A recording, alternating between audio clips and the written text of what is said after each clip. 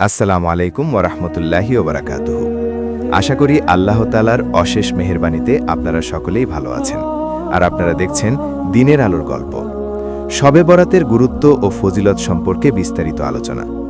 শবে বরাত বা মধ্য শাবান, আরবি নিসফে শাবান, প্রতিবর্ণী নিসফে শাবান বা লাইলাতুল বরাত হচ্ছে হিজরি শাবান মাসের 14 ও 15 তারিখের মধ্যবর্তী রাতে পালিত মুসলিমদের গুরুত্বপূর্ণ রাত। উপমহাদেশে এই রাতকে শবে বরাত বলা হয়। ইসলামী বিশ্বাস মতে এই রাতে আল্লাহ তার বান্দাদেরকে বিশেষভাবে ক্ষমা করেন। পবিত্র শবে বরাত অত্যন্ত গুরুত্বপূর্ণ ও বিশেষ তাৎপর্যময় রজনী। এ রাতে মহান আল্লাহ তাআলা তার রহমতের দ্বার উন্মুক্ত করে দেন, পাপী বান্দাদের উদার চিত্তে ক্ষমা করেন, জাহান্নাম থেকে মুক্তি দেন। এজন্য এ রাতকে শবে বরাত বলা হয়। শবে বরাত ফার্সি ভাষার দুইটি শব্দ। ফার্সিতে শব মানে রাত, আর বরাত মানে মুক্তি। সুতরাং শবে বরাতের অর্থ হল মুক্তির রাত। শবে বরাত হাদিসের চয়ন করা শব্দ নয়। হাদিসে রয়েছে লাইলাতুন নিসফি মিন শাবান বা মধ্য শাবানের রজনী, অর্থাৎ শাবান মাসের 14 তারিখ সন্ধ্যার পর যে রাত, সেটাই শবে বরাত। এই রাত নিয়ে প্রচুর গবেষণা, মনীষীদের উক্তি ও পক্ষে বিপক্ষে নানা মত রয়েছে। একজন সাধারণ মানুষ হিসেবে কুরআন ও সুন্নাহকে অনুসরণ করে আমাদের প্রত্যেকের কিছু করণীয় ও বর্জনীয় থাকে শবে বরাতকে কেন্দ্র করে। সেই করণীয় ও বর্জনীয় আপনাদের খেদমতে উপস্থাপন করছি। করণীয়: 1.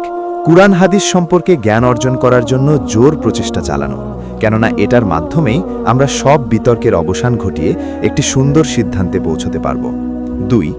এই রাত সম্পর্কে একটি সহিহ হাদিস, যা সুনানে ইবনে মাজাহ এর ইকামাতুস সালাত অধ্যায়ে আবু মুসা আল আশারি থেকে বর্ণিত যে রাসূল সাল্লাল্লাহু আলাইহি ওয়াসাল্লাম বলেছেন, নিশ্চয়ই আল্লাহ মধ্য শাবানের রাতে সমস্ত সৃষ্টির দিকে বিশেষ নজর দেন এবং মুশরিক, আল্লাহর সাথে শিরককারী এবং মুশাহিন, হিংসুক ব্যতীত সকলকে ক্ষমা করে দেন।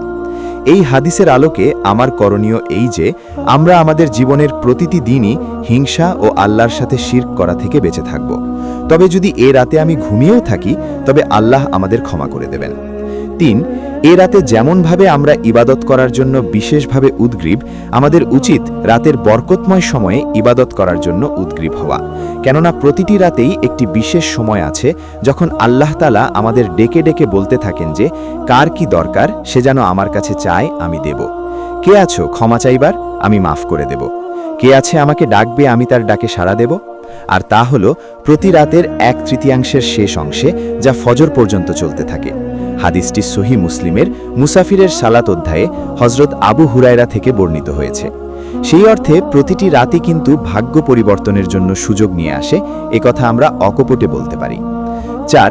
এই রাতে নিজস্ব পরিসরে নফল নামাজ, কুরআন তেলাওয়াত ও তাসবিহ তাহলিল করা যেতে পারে, এবং এ রাতে কোনো ইবাদত করলে তা নফল হিসেবেই গণ্য হবে। আর নফল সালাত বা ইবাদত ঘরেই করা বেশি ভালো।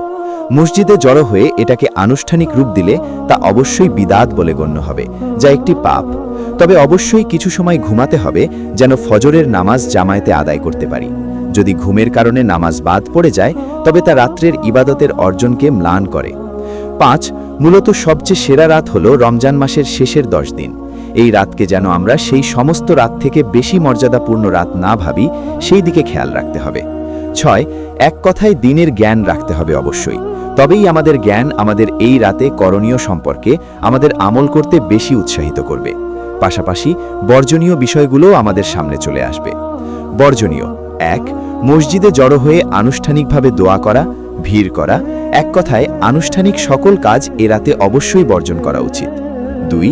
লাইটিং করা, হালুয়া রুটি খাওয়া, আতশবাজি ফুটানো, বিশেষ রজনী হিসেবে দলে দলে আনন্দের সঙ্গে উদযাপন অবশ্যই বর্জনীয়। 3. শবে বরাতকে কবর জিয়ারতের জন্য বিশেষভাবে গ্রহণ করা। 4. ইসলাম স্বীকৃত নয় এমন প্রত্যেকটি কাজ সম্পর্কে সচেতন হওয়া ও তা বর্জন করা। 5. শিরক থেকে নিজেকে বাঁচাতে সর্বোচ্চ প্রচেষ্টা করা, পাশাপাশি হিংসা বিদ্বেষ থেকে নিজেকে পুরোপুরি মুক্ত রাখা। 6. ফজরের জামাতের সময় ঘুমানো। 7. সারা রাত জাগ্রত থাকা। সর্বোপরি আমাদের সারা বছর শিরক ও হিংসা থেকে বেঁচে থেকে রাতে আল্লাহর দরবারে কান্নাকাটি করার অভ্যাস করাটাই হবে এই রাতের আসল উদ্দেশ্য ও অর্জন। মহান আল্লাহ আমাদের তাওফিক দান করুন। মহামারী ও দুর্যোগের দিনে আমরা যা করতে পারি: রাসূল সাল্লাল্লাহু আলাইহি ওয়াসাল্লাম এবং তার সাহাবীরা প্রতিদিনই নিরাপত্তার জন্য বিশেষ কিছু দোয়া পাঠ করতেন জোরালোভাবে। সেই দোয়াগুলোর অর্থ যদি আমরা খেয়াল করি, দেখতে পাবো যে সেখানে প্রতিনিয়ত বিপদ-আপদ, অসুবিধা, অভাবে, দুর্যোগ থেকে মুক্তি চাওয়া হয়েছে আল্লাহর কাছে। আমাদের মনে রাখতে হবে আমরা যেন আল্লাহকে সিজনালি না ডাকি।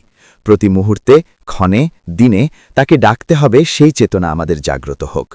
করোনা ভাইরাসের কারণে সংকটকালীন পরিস্থিতিতে দেশের নাগরিকদের সুরক্ষা ও নিরাপত্তার স্বার্থে পবিত্র শবে বরাতের নফল ইবাদত নিজ নিজ বাসস্থানে আদায় করুন সবাই। মহান আল্লাহ আমাদের সেই তাওফিক দান করুক।